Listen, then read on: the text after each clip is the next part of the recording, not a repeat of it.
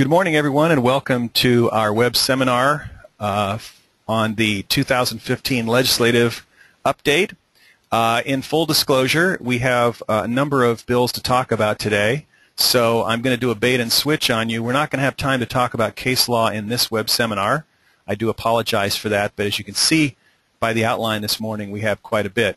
If you have not already downloaded the outline for today's presentation, an email was sent to you about 20 minutes ago with a Word document that is today's outline spread out so that you have plenty of room to take notes if you'd like. If you would prefer a more compact version of the outline, I can certainly send that to you after the webinar is concluded.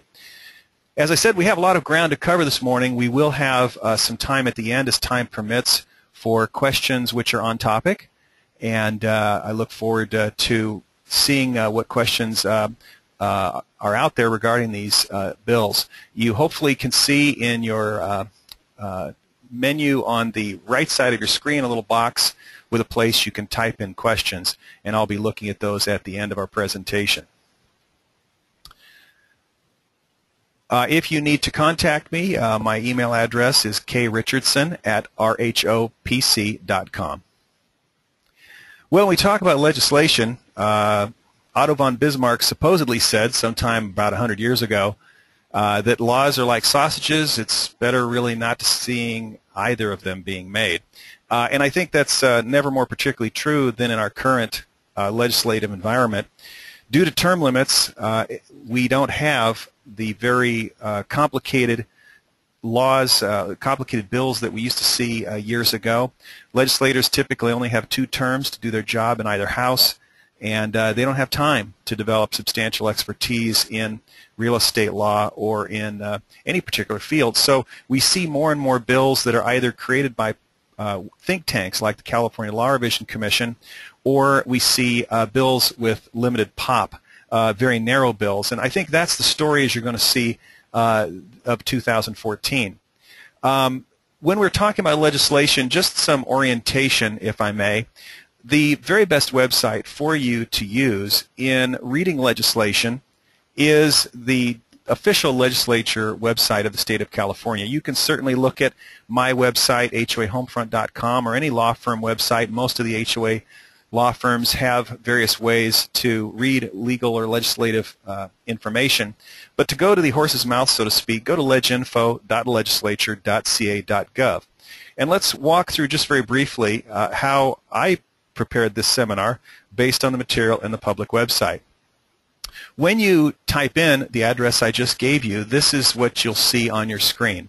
This is the home page of the California Legislature, and you'll see you have a number of choices in the dark blue bar up at the top of the screen. You'll see bill information, California law, and my subscriptions. You can actually sign into the my subscriptions page and ask to get electronic updates on particular topics or even particular bills. California law, the second tab you see, is where you can go to read current statutes online. Now, if you go to the California law tab between now and January 1st, many of the bills we're going to talk about today, you will not see those laws yet on the books, because with only a couple of exceptions, the bills that we're talking about have been passed by both houses of the legislature. They have been signed by the governor, but they don't actually become law until January 1st, 2015. But if you wanted to look at, for example, anything in the Davis-Sterling Common Interest Development Act or the Corporations Code or any of the other statutes we talk about, that's where you do it. Click on California law, then click on the section of the law you want to see, and then you can scroll down and read the statute right from the legislature. But today we're going to focus on bill information. That's the first tab on, or the first link on the left of that. Is that a dark gray or navy blue bar? And here's what you'll see when you click on bill information. The next screen you'll see will give you 2 choices. You can search by the bill number, or you can search by the text of the bill. You can search the topic. For example, one of the things I did to prepare this seminar was on this page I went to a text search and then typed in the keywords common interest development, and that popped up quite a few bills. You can choose, if you know the bill was in the Assembly or the Senate, you can choose the House, and you can also choose the legislative session. Sometimes, for whatever reason, people want to look at bills from an earlier legislative session. As you can see in the second column of the boxes on top, there's a drop-down menu there where you can pick earlier sessions. But for this seminar, I picked the 2013-2014 legislative session. We just finished that 2-year session. We'll start a fresh 2-year session in January. So I typed in AB 968, which is one of the bills we're going to talk about today, and here's the next thing that you see. You notice that I typed in 968. I didn't type in AB 968. You don't have to be that specific if you don't know which house, and you'll see it gave me both the Senate Bill 968 and AB 968. Of course, I'm interested in AB 968, so the next screen I would click on would be that. And then I believe this is the last screen I'm going to show you before we get into specific bills. This, when you type in the specific bill number, is what you're going to see on the screen.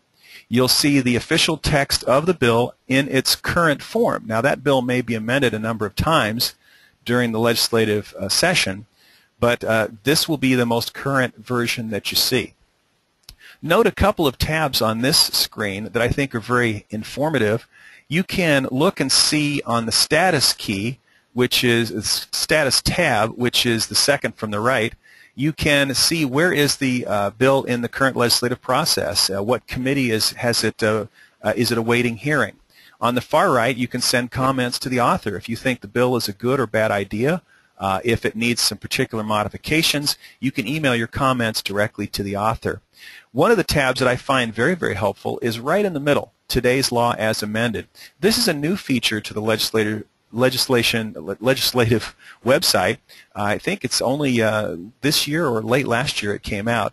And this is a wonderful way to see exactly what the bill, if it became law, would do to the current law on the books. And you can see in highlighted blue screen what the bill, what is new language, and then you'll see in, I think it's red, the deleted language. So with that introduction, let's get into the bills themselves. This year we had about 13 bills signed by the governor in this calendar year. In the common interest development law field, if I remember correctly, there were about 43 bills introduced in 2013 and 2014 that either directly involved common interest developments or affect common interest developments. We're going to talk about 13 of those bills today. And I think the story of this legislative session would be that this was not the year of the big bite. We have lots of nibbles in common interest development law, meaning that, as you all know, we just had the new and relocated Davis-Sterling Common Interest Development Act just find its new home in January of 2014. We're all still honestly trying to learn all the new numbers and find things in the new locations. But even though the Davis-Sterling Act has such a dramatic change take effect this year in the reorganization, nevertheless, as I said, we had 13 bills that we're going to very briefly talk about today. None of them are huge, earth-shaking changes, but I think we need to note them as is. The big theme this year, of course, in California is the drought. Water and the conservation of water is a huge issue in Sacramento, as it should be. We have a very serious drought underway, and 3 bills were passed by the legislature this year, 2 of them as urgency statutes, and the third, 2104, which will take effect in January. Let's talk very briefly about each of those bills. AB 2100 amends Civil Code 4735C. And you can see on the screen now, hopefully, the change, specifically the change being made. We already had on the books, prior to this bill being signed by the governor in July of this year, we already had a prohibition from prior years on associations fining or imposing assessments against a common interest development member who let their lawn or their plants go brown to try to, well, for any reason. They could do it to save water. They could be lazy. That was already something associations were not allowed to do. But there was an exemption in 4735C, and you can see that has been crossed out now. Associations that used recycled water could still fine or impose assessments against members that let their yards go brown. As you can see now, that has been eliminated. in the statute. And this was an urgency bill, so it became effective the moment it was signed by Governor Brown, which was July 21st, 2014. So this would be an example of a bill that was passed this year, but you'll already be able to see the amendment showing up in the legislative website on the books. Now, an important thing to note about this bill is that this is not a forever law. As you can see, there's a limitation to periods of declared state or local drought emergencies. So at some point, please God, when the drought finally ends and the declaration of emergency ends, associations will then be able to resume forcing homeowners to keep their yards in a presentable condition. So what AB 2100 means to you is not really earth-shattering. It continues the already existing ban on discipline for brown bushes or lawns. The main thing is if your association had been exempted from this restriction on discipline because of recycled water, that has gone away. So basically all associations in California, all common interest development associations, are now prohibited from disciplining their members for letting their yards go brown. Now, the issue here, again, is reduced or elimination of watering. So a homeowner can still be disciplined or can be required to keep their brown yard neat. So just because they don't water it doesn't mean they don't have to mow it or pick up dead plant material and what have you. So even though we may still have some neighbors with brown yards, they have to be neat brown yards. The next water bill is AB 2104. Assembly Bill 2104 includes some of the same language to same amendment to Civil Code 4735 as we just talked about, but it has an additional requirement in that what it says in subpart A that it adds to the association restriction on association discipline is it says that in addition to the governing documents, nothing in the architectural or landscaping guidelines or policies can prohibit low water using plants. So the change there, as you see in red, is they're expanding governing documents to add architectural, landscaping guidelines or policies. Now, most of the associations that I'm familiar with, their architectural or landscaping guidelines are actually rules. So I'm not sure if this really changes anything as a practical matter. But note the second part of this is that on subpart 1 at the bottom of your screen, it's not just low water using plants, but it's also associations cannot prohibit members from replacing their existing turf with something else. AB 2104, which takes effect in January, I don't think really is a major change. Most of us consider rules, most rules include architectural policies. I think the main change here is that associations cannot require somebody to keep a lawn. If somebody wants to have their lawn not just go brown, but they want to tear it out and put in succulents or something else that doesn't require really much any water, if at all, that is something that can be required. The last water bill that we're going to talk about, and this is another urgency statute that is already in force, this was signed by the governor a little bit later, is Senate Bill 992. Senate Bill 992 adds a new section to the Davis-Sterling Common Interest Development Act, and the section is up on the screen in relevant part.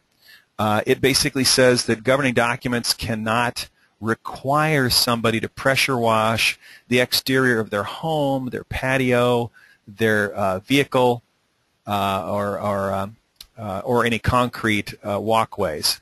And again, you'll notice that it specifically is limited to a time of state or local drought emergency.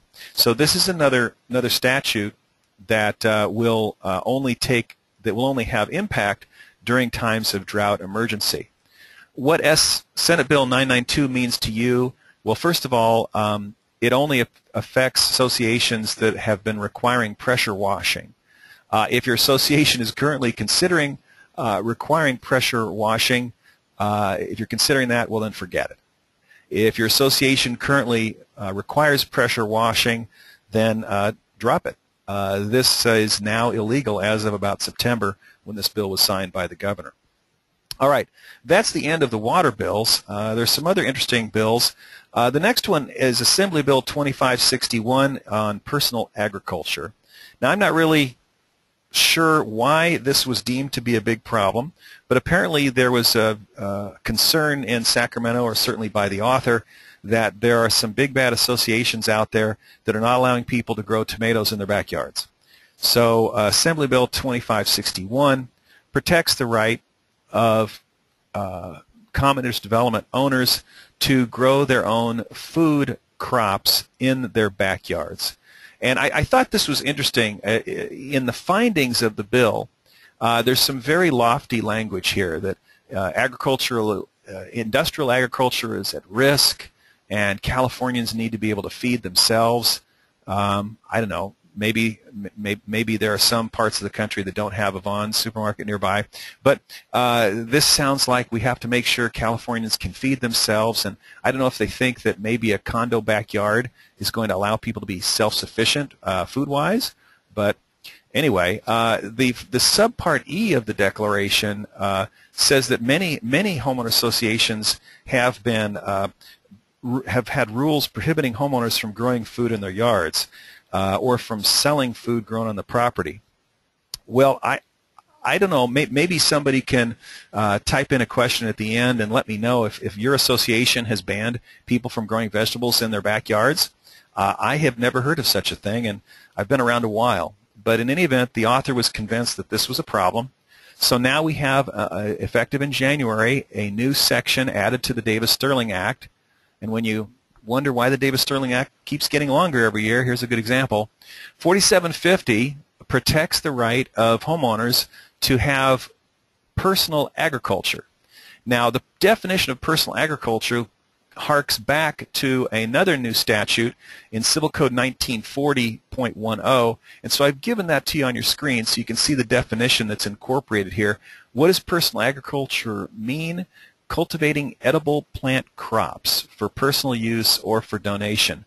Originally, there was a version of this bill that allowed people to sell vegetables from their property, and I think that dropped away.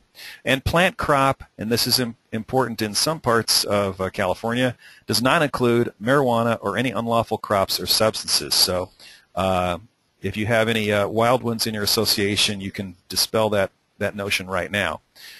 Basically, the real action in this is in subpart B at the bottom of your screen, which says that any governing document ban on personal agriculture is void and unenforceable. Now, void is a very important word. Void means that it is ineffective from the beginning, that there doesn't even need necessarily to be an objection if an association brought this into court and the judge looked at this statute. Even in the absence of an opposition from the homeowner, the judge, in seeing the statute, would be having to tell the association and its attorney, I'm sorry, but your enforcement of this rule is void. You're going to lose even though the homeowner didn't oppose it. So to the extent that this has been a problem in some parts of the state, associations effective in January can no longer crack down on people's tomato plants and vegetable gardens. Here's an interesting thing. The subpart C1 of the statute will still allow associations to have reasonable restrictions on these gardens. In other words, they can't have piles of mulch and smelly, unsightly, parts of their yard. That they still have to keep their garden neat. And clear dead plant material and what have you. So it's the right to have the vegetables, but not to do anything no matter how obnoxious. What AB 2561 means to you? Not much. I can't see all of you, so I won't ask for a show of hands, but I'm guessing most of your associations have not been banning tomatoes and cucumbers from your members. All right. The next bill is AB 2188. This is talking about solar energy system permits, or applications for the installation of solar systems. You probably are aware that Civil Code 714 has some pretty strong protections on the ability of homeowners in associations to install solar systems. This is one example of an important statute that's not actually in the Davis-Sterling Common Interest Development Act. Well, this bill amends that statute and in short version narrows the ability of associations to place conditions on the installation of solar systems. So, for example, one of the changes in the law requires that instead of the previous requirement that you could demand that solar systems for heating of water met the Solar Ratings Certification Corporation, now it just has to meet plumbing and applicable plumbing and mechanical codes. Similarly, photovoltaic systems now must meet the California Electrical Code. They don't have to meet the National Electrical Code, which was the requirement in effect until this January. A couple of other changes. We have now some changes in the definition of what is an unreasonable significant restriction on solar installations that is not allowed. Previously, a restriction or a condition on a solar system that involved a 20% increase in the cost of the system or a 20% decrease in the efficiency of the system was something that was considered an unreasonable restriction or an unreasonable condition on solar installations. Now that has changed, as you can see here on the second bullet point. Now associations, if the condition involves a 10% increase in the cost or an increase of $1,000. So you could have an 8% increase, but if that 8% is more than $1,000, it's the $1,000 going to be the cap. So that makes a pretty narrow parameter of associations' ability to maneuver in trying to make sure that solar systems are installed in a safe and attractive way. If the association's requirements wind up costing the homeowner more than $1,000, then that's going to be considered unreasonable. It won't hold up in court. Similarly, the photovoltaic systems, I wish I could say that 3 times fast, electric generating systems, if the restriction decreases the efficiency by 10%, it was 20%, or again adds $1,000 to the cost, that is going to be considered unreasonable. Right now, until January 1st, 2015, the requirement is 20% decrease in efficiency or $2,000 addition to the cost. So again, as you can see, the parameters are narrowing significantly for associations to regulate these systems. And this is an important one at the bottom of the screen. This really will, I think, affect associations. The statute used to allow associations 60 days to process solar installation applications. That is now being reduced to 45 days. And after 45 days, if the association has not replied, it's deemed automatically approved. Now, this is problematic because, I don't know about you, but most of the boards I work with don't have the expertise, and most management companies don't have the expertise to figure out exactly what is an acceptable solar system. So I think associations would be well advised to not only note the shorter deadline, that's a big one, but also you may want to have a consultant involved in establishing some solar installation standards up front. Because the bottom line, folks, is more solar installations are coming. We're going to have to get used to it. So again, I think the big thing there is simply note the shorter deadline and note that we're going to have to be much more careful in what kind of requirements are put on solar systems. Moving along now to exclusive use common area. This was a bill, AB 968 was a bill that for some reason was controversial in some wings of the homeowner association world in California. There's an organization that was very active in opposing this law, opposing this bill, and I really cannot imagine why. Many of you who've been doing this a while know that the Davis-Sterling Common Interest Development Act for many, many years had kind of a gap. in its description of allocation of responsibility for maintenance and repair. For years and years and years, the statute said that the association maintains and repairs common area, and that the homeowner maintains exclusive use common area, and all of that's unless otherwise provided in the governing documents. Well, what's missing there is there's no description of who repairs or replaces exclusive use common area if the governing documents say nothing. Well, most of us in the mainstream common interest development world, most lawyers and managers have said for a long time, well, obviously that means that exclusive use area is to be maintained by the homeowner but repaired or replaced by the association if the governing documents don't say anything. Well, AB 968 basically fills that gap. If I remember correctly, I think this bill was sponsored by ECHO, the Executive Conference of Homeowners up in Northern California.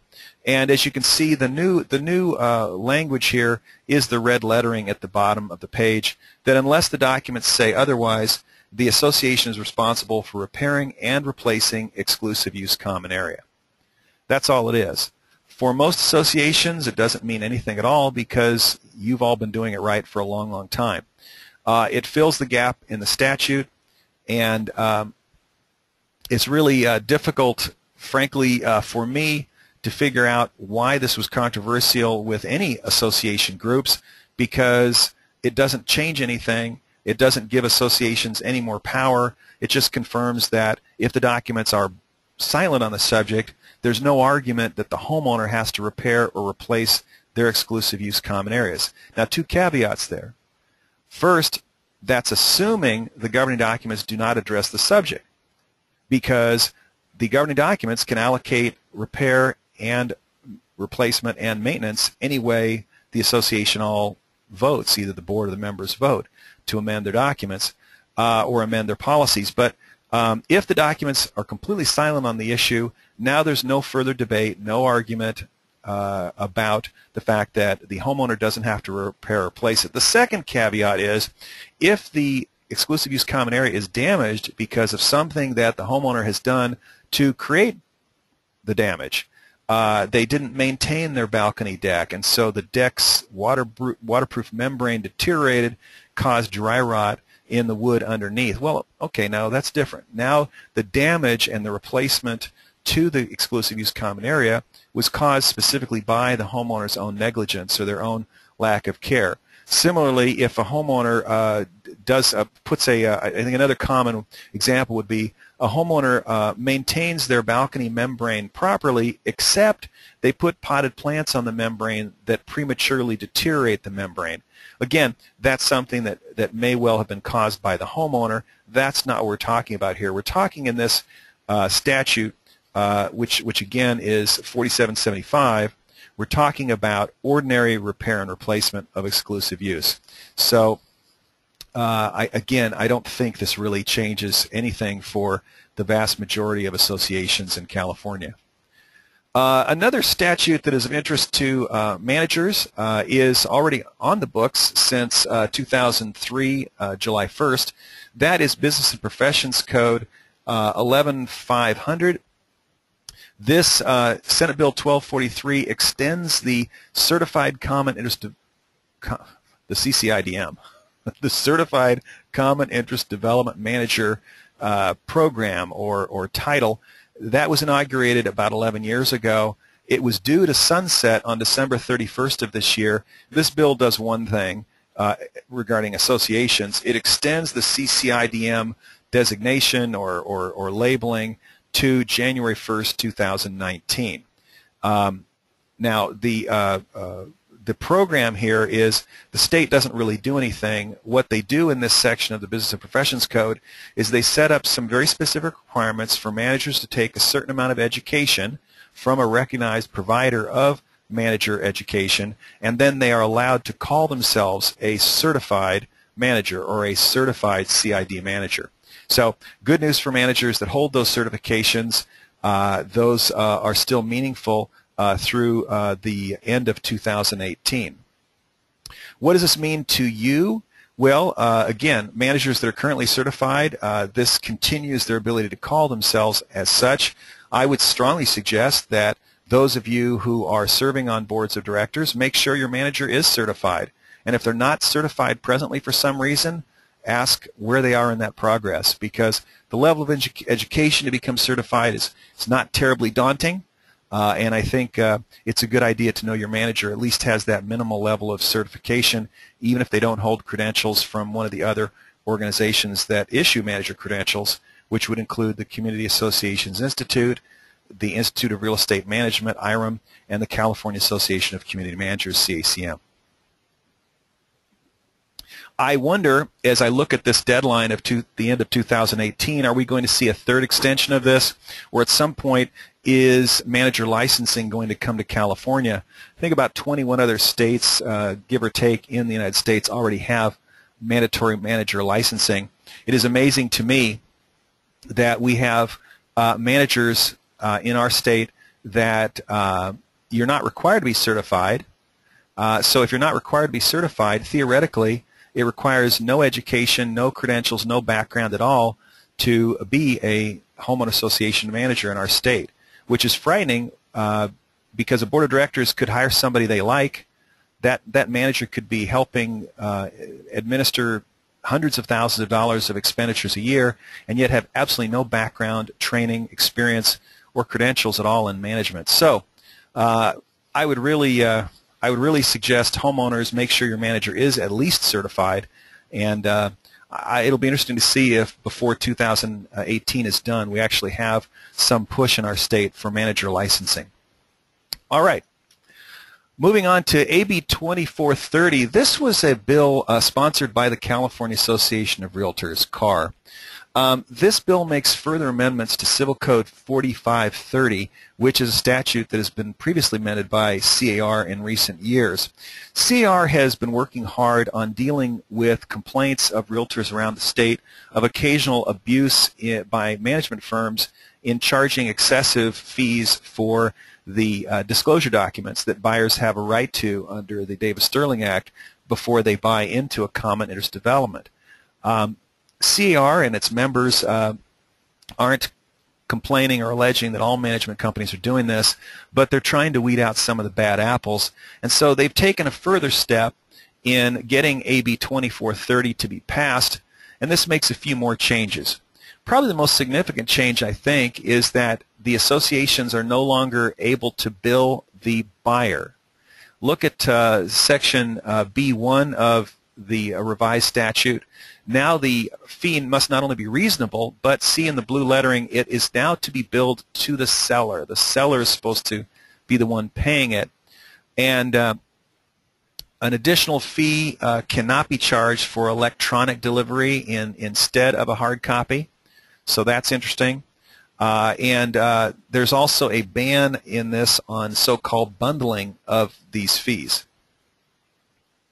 So there you have subpart 4.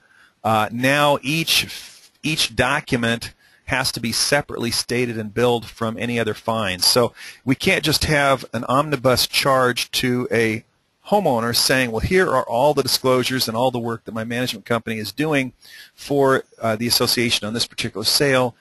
Please give me $1,500. Now it's got to be broken out. And one of the other interesting things here is that if the seller already has the documents and they give it to the buyer, then the seller is not supposed to be charged for that. So that's kind of interesting as well. The other interesting thing is that even though technically speaking a buyer and seller could bargain in their transaction to allocate the HOA document expense to the buyer, just like you make different agreements with escrow fees, termite reports, and the like, nevertheless, at the end of the day, it's the seller's responsibility to pay the association. If for some reason the buyer balked and at the last minute refused to pay those fees, the seller, which at that point would be a former owner, the seller would be responsible for that payment. If I can translate here, what CR is trying to do is they're trying to make sure that if a management company is charging, or an association, if they're self-managed, is charging fees that might be argued by some to be excessive, By shifting the responsibility to the seller, the idea is that the association members will be more concerned about these fees and will be more likely to demand that the management company reduce their charges to a more reasonable or a more consistent with the rest of the market level of charges. Now, will that work or not? Stay tuned. But this continues to be a major complaint in the real estate community about common interest developments and their managers. So, again, this is really pointing at a very small sector of the management community. Probably, I'm going to guess, none of the people on this call that are managers are charging excessive fees. But that's what it is. This is going to change how managers bill, and it's going to change some of the specificity that's required, but it probably isn't going to change the amount you're charging managers because hopefully you're already reasonable and within the marketplace for that work.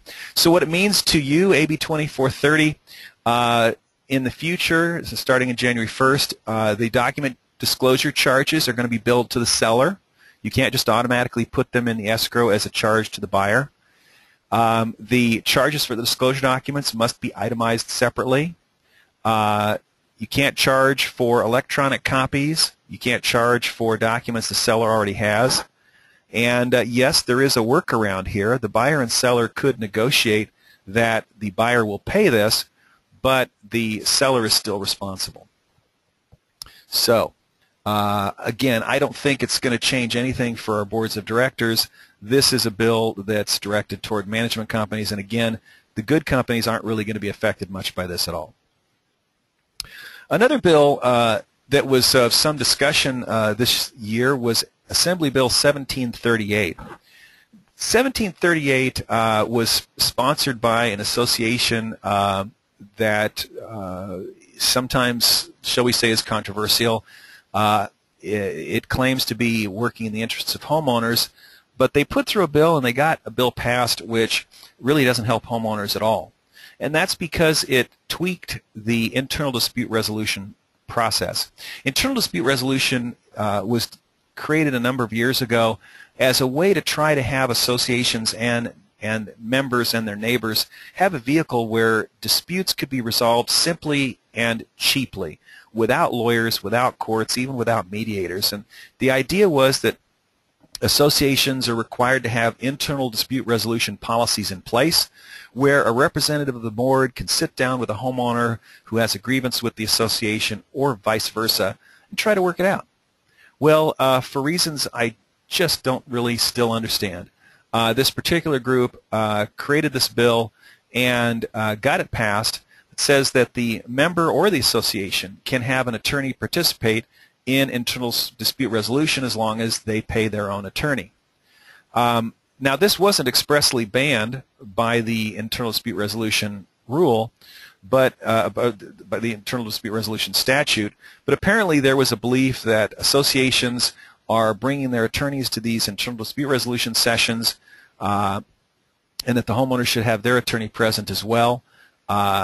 I think the other underlying assumption was that homeowners might want to bring their own attorneys to the internal dispute resolution meetings, and how dare an association say no, it's just got to be lay people to lay people. In any event, that's the change here. Civil Code 5910 and 5915, which both lay out internal dispute resolution standards, now specifically guarantee that either the homeowner or the association can have an attorney present in the internal dispute resolution meeting. Problem with this, what it means to you, is it basically guarantees or encourages either party to bring their attorneys to meetings at which attorneys were not intended to participate. I really would suggest, now that this is passed, this is going to be the law in January, associations should amend their internal dispute resolution rules, require parties to let you know in advance if they're going to bring an attorney. And the HOA should let the homeowner know in advance if their attorney is going to be present so that each side has an opportunity to have their own representation. However, I would say this to all associations. It's very difficult for me to imagine a scenario where the association should have legal counsel present in an internal dispute resolution meeting. I really think that attorneys should not participate on either side, and I would have much rather seen this bill simply say that attorneys are not allowed on either side, and I think that would have been a much better service to associations. In any event, the sponsor of the bill didn't listen to CAI, and the author did make some changes, but still the bill is a bad idea. It's not the end of the world, but it is the law. So be prepared, associations. You may have people demanding to bring their attorneys, particularly if they're folks that ascribe to the, what is it called, the Council for the Homeowner Association Law, or whatever it's called, the CCHL people. All right, so that's AB 1738. Another interesting bill that indirectly affects some associations is Assembly Bill 2755.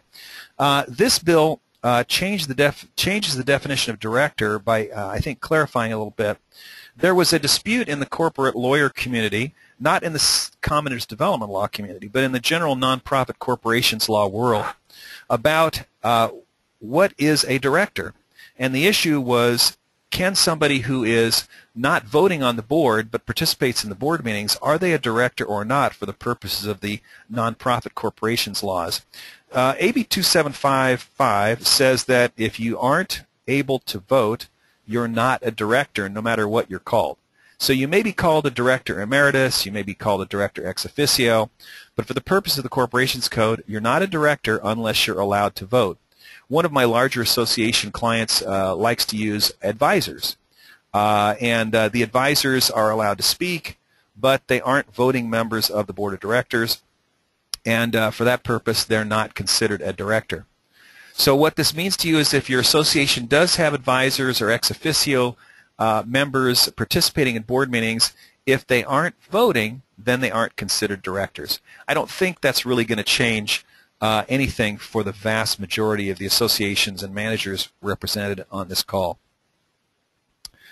As we're starting to wrap up now, another interesting bill is AB 569 regarding stock cooperatives. Now, as you know, there are 4 kinds of common interest developments in our state: condominiums, planned developments, community apartments, and stock cooperatives. Well, one of the issues with stock cooperatives for a long time is that they're difficult for the homeowners, for the buyers of shares in the association to finance, because the banks have nothing that they can foreclose upon. Their borrower just has a share. So many owners and boards, managers of stock cooperatives find that it tends to depress property values and basically hurt the owners and cooperatives overall. This bill is very interesting. It affects primarily real estate developers because I think it's talking prospectively about new stock cooperatives, which I haven't seen a new stock co-op in quite a while, but it allows for the developer to put what's called a blanket encumbrance, or a loan on the entire stock cooperative property with certain disclosures and limits. And the idea is that then homeowners in the association, they have financing in place, and they're hoping that it may help the marketability of that. So that isn't going to affect most of us. The other thing that might affect existing stock cooperatives, I think is kind of interesting, is that Civil Code 5100 has a new subpart F being added. You can see it on the bottom of your screen. It basically says if you have a stock cooperative where for some reason everybody in the all the members are part of the board, then that they're directors, then you don't have to have an annual election because everybody's already on the board. That's really rare. Honestly, I don't think I've seen that ever, but apparently there are some such co-ops out there. So what this means to you, listeners, probably not much. Stock cooperatives are much less common and almost universally in older projects, 30, 40 years or older, and certainly stock cooperatives are very rare in new infill projects. This may help developers. Maybe we're going to see some enterprising creative developers create stock cooperatives and use blanket encumbrances. The only way I can see this affecting your association is if you're a co-op and if all your members are already members of the board, then you don't need to have to bother with an annual election. All right, the last 2 bills I want to mention are very narrow special bills, AB 1669 and AB 1995. AB 1669 is a bill involving only the Orange Park community in Orange County. If you live in Orange County, you know that's a very strong equestrian area. The California law doesn't permit equestrian trails or the existence of horses to be a factor in the setting of speed limits. AB 1669 allows the folks that set speed limits to consider the existence of equestrian trails. Presumably, I guess that would have lower speed limits would be considered that way.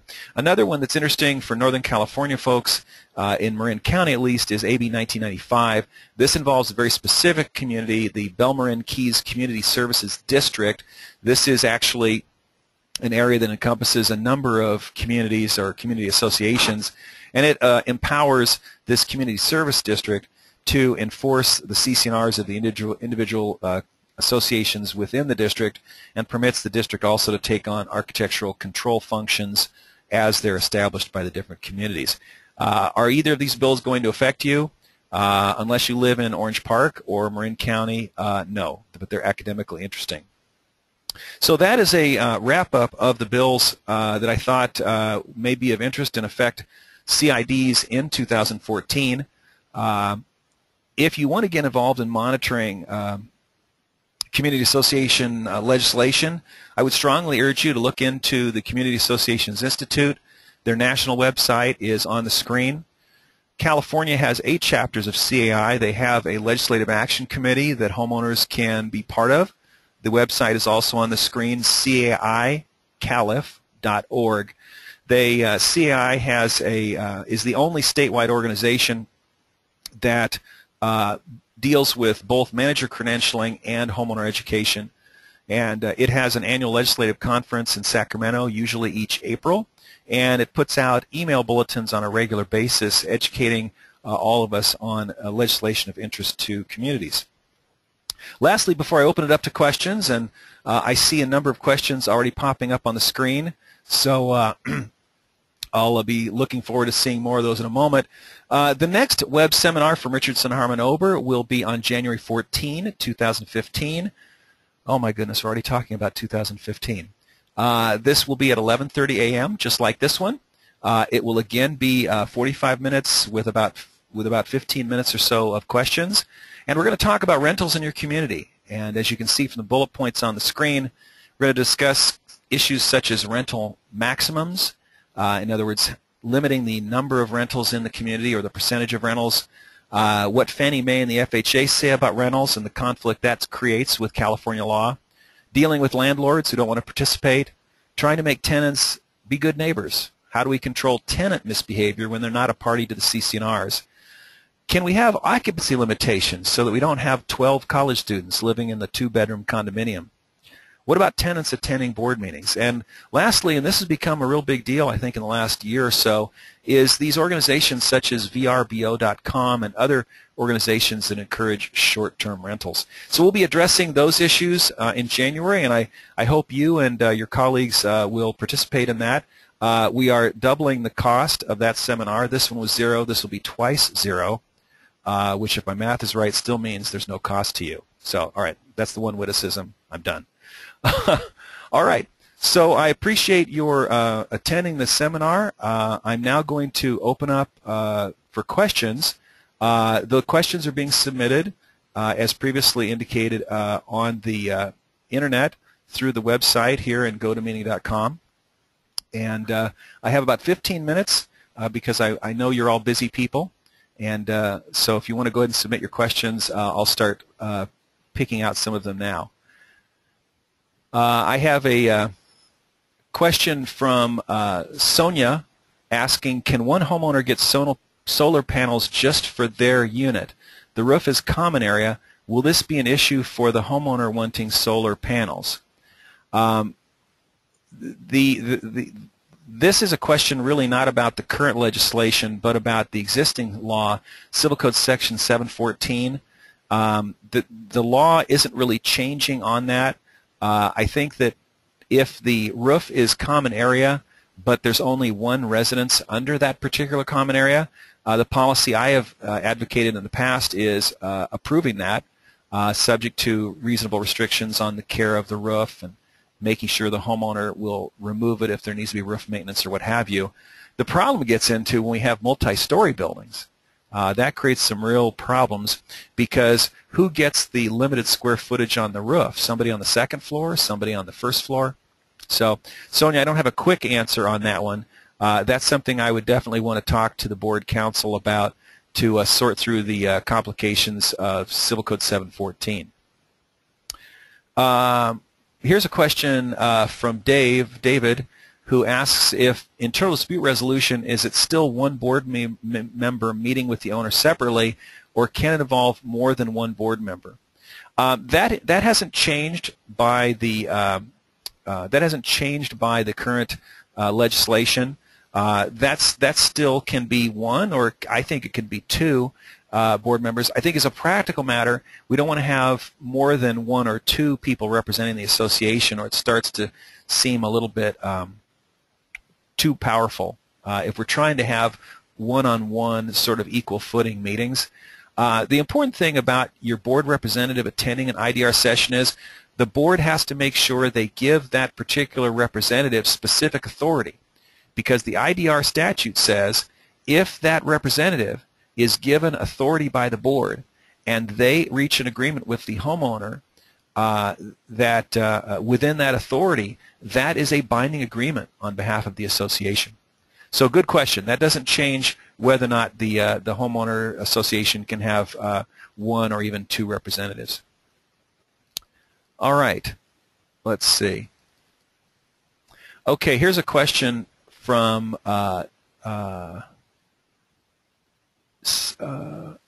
whoops.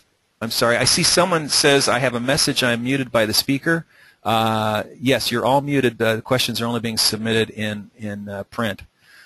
Here's a question from Sharon, who says our fencing architectural rules do not allow an 8 to 10 foot fence, which would keep the deer out of personal gardens. Would the new bill make this rule null and void? I'm not sure that any of the bills we talked about today affect the height of fences. Maybe I'm missing something here, Sharon. I'm sorry, but I think the only architectural rules that we discussed today were architectural rules involving low water usage plants or solar installations. Okay, some great questions. I'm having trouble picking among all of them.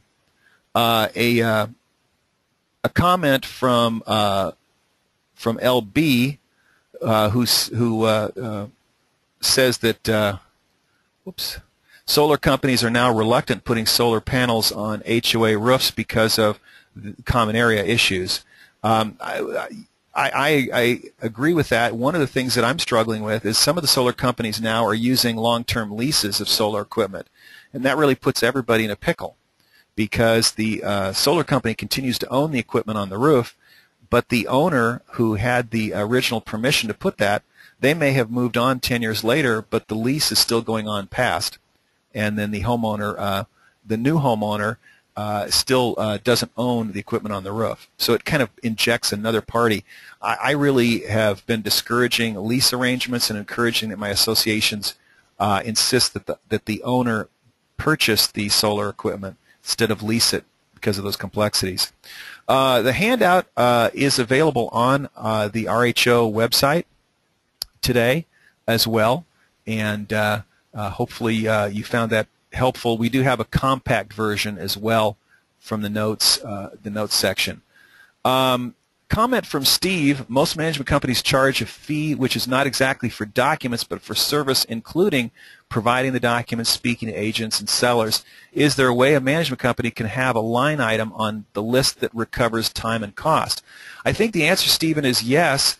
It's just got to be separately stated. And again, it's billed to the seller, not to the buyer. So, then I know, managers, that's a key issue is this isn't just simply you're copying a bunch of documents and throwing them in the mail to the buyer or to the buyer's realtor. You're having to check for disciplinary issues. You're making sure they're current on the assessments, lender certifications, and though there are services involved, not just in providing the documents themselves. Here's a question, another question. If the homeowner association has voted for homeowners to be responsible to maintain and pay for the repair of an exclusive use common area, can the association still legally enforce this? And the answer is absolutely yes. The statute before and now still says that it is subject to something different in the governing documents. So if your association says, for a variety of reasons, we require that the members pay for the repair and replacement of their own balconies, for example, that's fine. That's not affected by this law. The change in the law is a statute that fills in the blank only if the association doesn't already have something to allocate that responsibility. All right, I've got a few more minutes. Okay, here's a question from Michael. Do solar cost increase limits also apply to associations that install their own solar arrays? And the answer there is no. The association, if it is fortunate enough to have common area that it can install solar arrays to cut association costs and make it more energy responsible, I say huzzah. Good for you. The bill we talked about today, Civil Code 714, is talking about requests by owners to install solar arrays. So that bill doesn't affect at all the very worthy goal of associations adding their own solar arrays to benefit all of the owners equally. Okay, I've got one question asking me to comment on a newsletter by a competing attorney who's very well known regarding adjournments. And Richard, I would encourage you to send me an email directly. That's actually not dealing with any of the legislation today, and I don't want to argue with my colleagues on this seminar. Let's see. Question from Stephanie. Does the personal agriculture law prohibit growing vegetables in front yards, or are you able only to grow in rear yards? Yeah, that was a change in the bill. Originally, the bill seemed to allow people to grow crops in their front yards and their backyards. The idea of a homeowner in a townhouse-style planned development or condo building growing corn in their front yard made me nauseous. But fortunately, the legislator, the author was very good in listening to CAI and others and modified it just to allow the vegetable growing in exclusive use areas. Typically in backyards is typically what we're thinking about there. So yes, associations, I think AB 2561 allows an association to say you're not going to grow corn in your front yard. Thank you very much. Let's see. I appreciate so many great questions. I'm having trouble. I'm not going to get to them all, and I apologize in advance for that. And any questions you ask today that didn't get answered, please feel free to send them in an email form. You can send them to also, they might get answered directly by me personally, or they might be something I submit and consider from my newspaper column, HOA Homefront. Can we get a copy of the presentation today? Yeah, we will be posting. We'll be posting this web seminar as a recorded presentation on our website, and the PowerPoint will be available in PDF format, hopefully before the end of today. And let's see. I think we're at our 1 hour mark. I wish I could answer all the questions. I'm grateful for so many of you that attended today, and I hope that you and other folks will enjoy the upcoming web seminar on January 14th. Thanks, and I wish you all a great day and a great week.